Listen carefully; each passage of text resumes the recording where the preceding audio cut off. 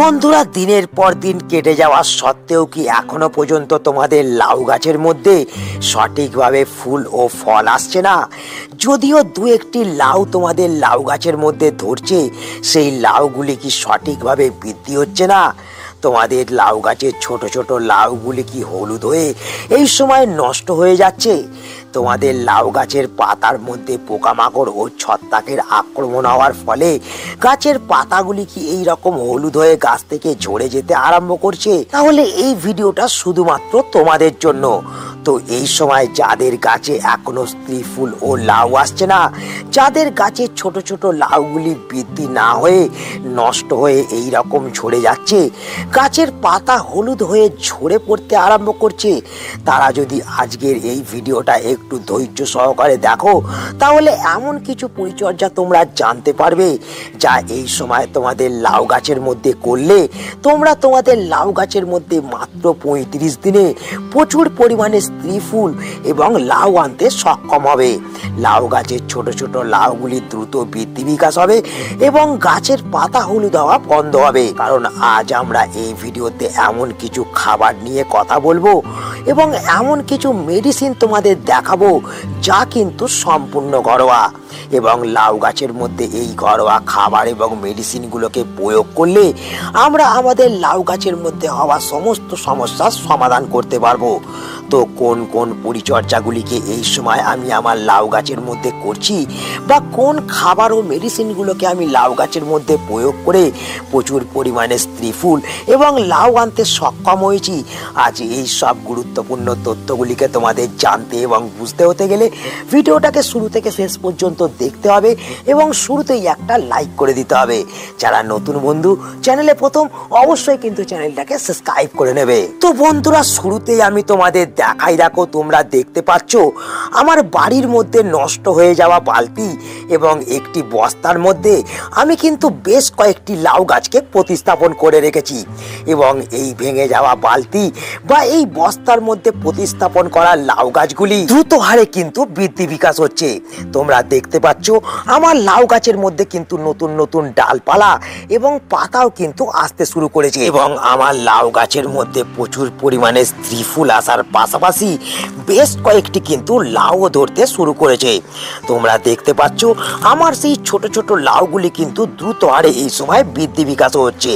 তোমরা যেমন এখানে একটি লাউকে দেখতে পাচ্ছ, যেমন এইখানে একটি লাউকে তোমরা দেখো, এই লাউটাও কিন্তু ধীরে ধীরে একটি পূর্ণাঙ্গ আকার পাচ্ছে। এবং বন্ধুরা, এই ছোট গাছ থেকে আমি কিন্তু মাত্র 35 দিনে ফলনকে পেতে শুরু করেছি। তো তোমরাও যদি চাও তোমাদের প্রত্যেকটা লাউ গাছকে দ্রুত হারে বৃদ্ধি বিকাশ করার পাশাপাশি গাছের মধ্যে অসংখ্য সংখ্যায় স্ত্রী ফুল এবং লাউকে ধরাতে, তাহলে এই সময় তোমাদের যে প্রথম কাজটাকে করতে হবে সেটা হলো বন্ধুরা, এই যে তোমরা দেখছো গাছের মধ্যে বেশ কয়েকটি পুরাতন পাতা আছে, এই রকম পুরাতন পাতা দেখা মাত্রই তোমাদের কিন্তু কেটে ফেলে দিতে হবে। কারণ বন্ধুরা, এই বয়স্ক পুরাতন পাতা আমাদের গাছের পুষ্টিকে কিন্তু ইনটেক করতে থাকবে, ফলে কিন্তু গাছ পুষ্টির অভাবে কিন্তু দুর্বল হয়ে পড়বে। আমরা যদি এই সময় এই পুরাতন পাতাগুলোকে আমরা গাছ থেকে ছেঁটে দিতে পারি, তাহলে কিন্তু গাছের মাটিটা কিন্তু ফাঁকা হয়ে যাবে, সঠিকভাবে কিন্তু গাছের মাটিতে রোদ্দুর এবং আলো বাতাস চলাচল করতে পারবে এবং গাছ কিন্তু সঠিকভাবে পুষ্টিকে গ্রহণ করতে পারবে। তো বন্ধুরা, আমাদের এই প্রথম কাজটিকে করার পর যে দ্বিতীয় কাজটিকে আমাদের লাউ গাছের মধ্যে করতে হবে, আমাদের প্রত্যেক সপ্তাহে একবার করে আমাদের প্রত্যেকটা লাউ গাছের মধ্যে কিন্তু খাবারকে প্রয়োগ করতে হবে। তো এই সময় আমরা কোন ধরনের খাবারকে আমাদের লাউ গাছের মধ্যে প্রয়োগ করব? তো বন্ধুরা, আমার হাতে তোমরা যে খাবারটাকে এই সময় দেখতে পাচ্ছ, এই খাবারটাকে যদি আমরা এই সময় থেকে আমাদের লাউ গাছের মধ্যে প্রত্যেক সপ্তাহে একবার করে ব্যবহার করতে পারি, তাহলে মাত্র 30 দিনের ভেতরেই আমরা কিন্তু গাছের মধ্যে প্রচুর পরিমাণে স্ত্রী ফুল এবং লাউকে কিন্তু আনতে পারবো। কিন্তু কিভাবে এই খাবারটিকে আমরা বাড়ির মধ্যে তৈরি করব, কিভাবে গাছের মধ্যে প্রয়োগ করব, তো চলো সময় নষ্ট না করে সেটাকে দেখে নেওয়া যাক। তো বন্ধুরা, আমাদের এই ঘরোয়া শক্তিশালী খাবারটিকে বাড়ির মধ্যে তৈরি করতে হলে আমাদের প্রথম যে জিনিসটা লাগবে সেটা হলো বন্ধুরা এটা। তো তোমরা আমার হাতে যেটা দেখছো সেটা হলো কলার খোসা। তো এক্ষেত্রে আমরা যে কোনো পাকা কলার খোসাকে কিন্তু ব্যবহার করব এই তরল দ্রবণটিকে তৈরি করার জন্য। তো আমরা যেটা করব, আমরা আমরা মাঝারি সাইজের পাকা কলার খোসাকে সংগ্রহ করব এবং সংগ্রহ করে নেওয়ার পর আমরা কিন্তু কলার খোসাগুলোকে মিক্সি গ্রাইন্ডারের মধ্যে দিয়ে আমরা কিন্তু এরকম একটুখানি পেস্ট করে নেব। এবং এই পেস্টটাকে আমাদের যেটা করতে হবে, আমাদের 250 ml জলের মধ্যে কিন্তু প্রয়োগ করে দিতে হবে। তোমরা দেখতে পাচ্ছ আমি কিন্তু সম্পূর্ণ কলার খোসার পেস্টটাকে আমি এই জলের মধ্যে প্রয়োগ করে দিচ্ছি। তো এক্ষেত্রে যেটা হবে, আমাদের কলার খোসার মধ্যে থাকা পটাশিয়াম, ক্যালসিয়াম, ম্যাগনেসিয়াম সহজেই কিন্তু আমরা আমাদের জলের মধ্যে দ্রবীভূত করতে পারবো। তোমরা দেখতে পাচ্ছ এই অবস্থায় কিন্তু আমাদের যেটা করতে হবে, 4 থেকে 5 ঘন্টা এই দ্রবণটাকে একটা ছাওয়াযুক্ত জায়গার মধ্যে রেখে দিতে হবে। তো বন্ধুরা, তোমরা দেখতে পাচ্ছ আমি ফিরে চলে এলাম কিন্তু 4 ঘন্টা পর, এবং 4 ঘন্টার মধ্যে এই দ্রবণটা একটু কিন্তু লালচে বর্ণের হয়ে গেছে। মানে এই দ্রবণটার মধ্যে আমাদের কলার খোসার মধ্যে থাকা সমস্ত উপকরণ কিন্তু দ্রবীভূত হয়ে গেছে। এরপর এই দ্রবণটাকে আমাদের যেটা করতে হবে, একটি অন্য পাত্রের মধ্যে আমাদের কিন্তু এই দ্রবণটিকে ছাঁকনির সাহায্যে ছেঁকে নিতে হবে। তোমরা দেখতে পাচ্ছ এই দ্রবণটাকে কিন্তু আমি সম্পূর্ণ ছেঁকে নিচ্ছি। তো তোমরা এখানে দেখতে পাচ্ছ আমি কিন্তু কলার খোসাকে সম্পূর্ণভাবে ছেঁকে নিয়েছি। তো এই অবস্থায় এই জিনিসটাকে আমরা কখনোই কিন্তু ফেলে দেবো না। রোদের মধ্যে শুকিয়ে আমরা গাছের মাটির মধ্যেও কিন্তু ব্যবহার করতে পারবো। তো যেহেতু আমরা এই দ্রবণটাকে এই সময় ব্যবহার করব, তাই এই দ্রবণটার সঙ্গে এরপর আমাদের যে জিনিসটাকে মেশাতে হবে সেটা হলো বন্ধুরা এটা।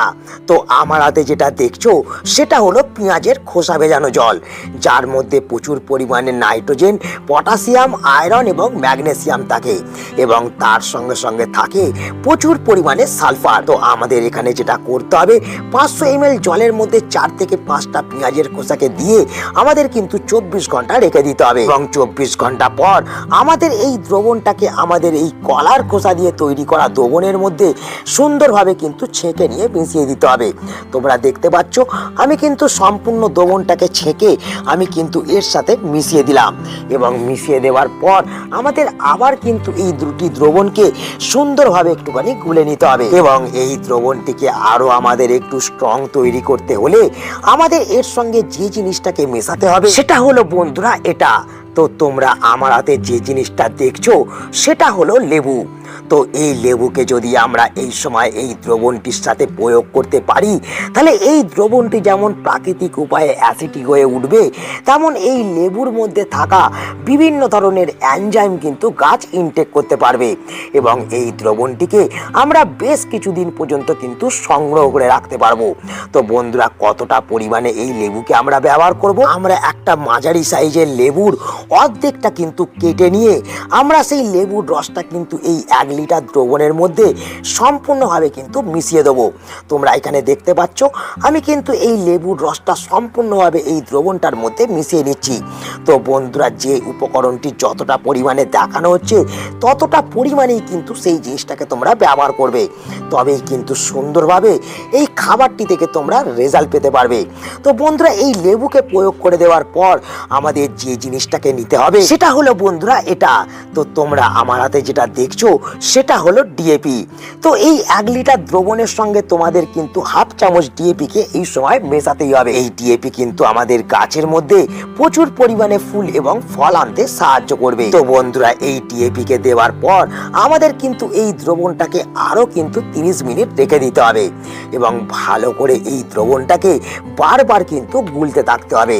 তো চলো 30 মিনিট পর ফিরে আসি এবং কতটা পরিমাণে এই দ্রবণটা আমরা গাছের মধ্যে প্রয়োগ করব সেটা আমরা দেখে নিই। তো বন্ধুরা 30 মিনিট পর ফিরে এসে আমরা যেটা করব, আমরা কিন্তু হাফ চামচ হলুদকে এর সঙ্গে কিন্তু সুন্দরভাবে একটু গুলে নেব। তোমরা দেখতে পাচ্ছ আমি কিন্তু হলুদটাকে এর সঙ্গে মিশিয়ে দিলাম, যাতে এই দ্রবণটা কখনোই মাটির মধ্যে ফাঙ্গাস সৃষ্টি না করতে পারে। এবং এই দ্রবণটার সঙ্গে হলুদ মিশিয়ে দেওয়ার পর আমাদের কিন্তু এই দ্রবণটাকে প্রত্যেক 7 দিন অন্তর অন্তর সকালবেলায় আমাদের প্রত্যেকটা লাউ গাছের মাটির মধ্যে কিন্তু প্রয়োগ করতে হবে। তোমরা দেখতে পাচ্ছ আমি কিন্তু এখানে 250 ml দ্রবণকে ব্যবহার করলাম। এইভাবে প্রত্যেকটা লাউ গাছের মধ্যে তোমাদের কিন্তু এই দ্রবণটাকে প্রয়োগ করতে হবে। তো বন্ধুরা শুধুমাত্র খাবার প্রয়োগ করা নয়, এই খাবার প্রয়োগ করার পাশাপাশি আমাদের কিন্তু গাছ থেকে সমস্ত ধরনের পোকামাকড় এবং ছত্রাককেও কিন্তু এই সময় দূর করতে হবে। না হলে গাছের মধ্যে ছোট ছোট লাউগুলি ঝরা কখনোই বন্ধ হবে না এবং ধীরে ধীরে গাছের পাতা হলুদ হয়ে গাছ কিন্তু মারা যেতে শুরু করবে।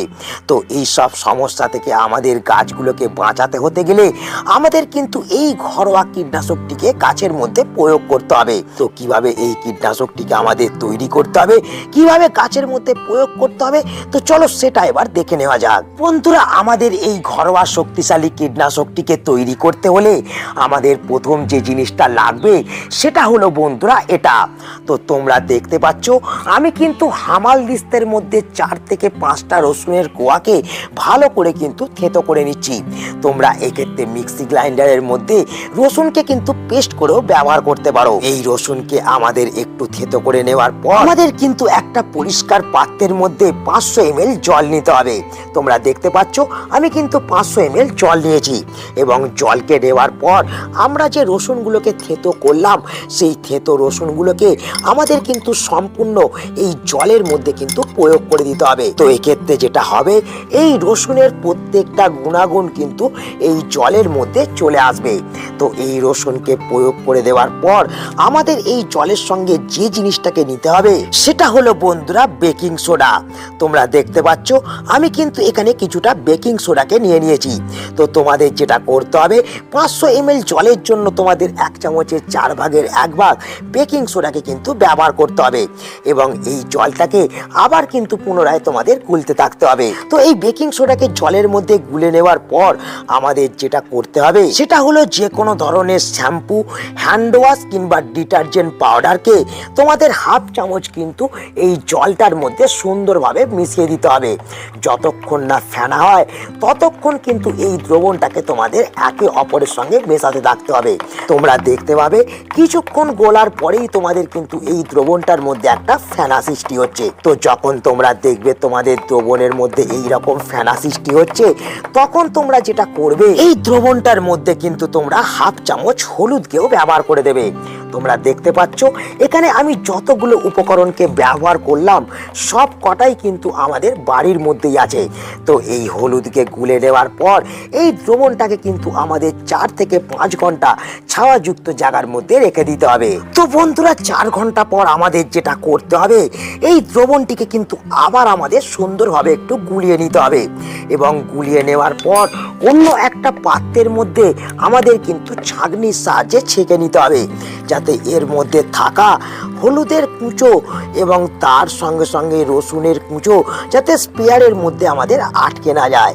তোমরা দেখতে পাচ্ছ আমি কিন্তু দ্রবণটাকে সম্পূর্ণ ছেঁকে নিলাম এবং এই দ্রবণটার সঙ্গে এবার আমাদের যে জিনিসটাকে মেশাতে হবে সেটা হলো বন্ধুরা ভিটামিন ই ক্যাপসুল। তোমরা বাজার থেকে যে কোনো ভিটামিন ই ক্যাপসুল কিংবা ই ক্যাপসুলকে কিন্তু সংগ্রহ করবে। নিয়ে তোমরা সেই ক্যাপসুলের মুখের অংশটা একটু কাঁচি দিয়ে কেটে এর মধ্যে থাকা তরল দ্রবণটিকে এই কিন্তু কীটনাশকটির সঙ্গে সুন্দরভাবে মিশিয়ে দেবে। এক্ষেত্রে যেটা হবে এই কীটনাশকটি যেমন আমাদের গাছ থেকে সমস্ত ধরনের পোকামাকড় এবং ফাঙ্গাস দূর করবে, তার সঙ্গে সঙ্গে এই ভিটামিন ই ক্যাপসুল গাছের পাতাকে কিন্তু সবুজ রাখতে সাহায্য করবে। তো বন্ধুরা এই ভিটামিন ই ক্যাপসুলটা প্রয়োগ করার পর আবার কিন্তু এই দ্রবণটাকে আমরা সুন্দরভাবে গুলে নেব এবং এই দ্রবণটার সঙ্গে আমরা আরো 500 ml জলকে কিন্তু মিশিয়ে দেবো এবং এই দ্রবণটাকে আমরা একটা স্প্রেয়ার মেশিনের মধ্যে ভরে আমরা কিন্তু আমাদের লাউ গাছের মধ্যে প্রত্যেক 15 দিন অন্তর অন্তর কিন্তু প্রয়োগ করব।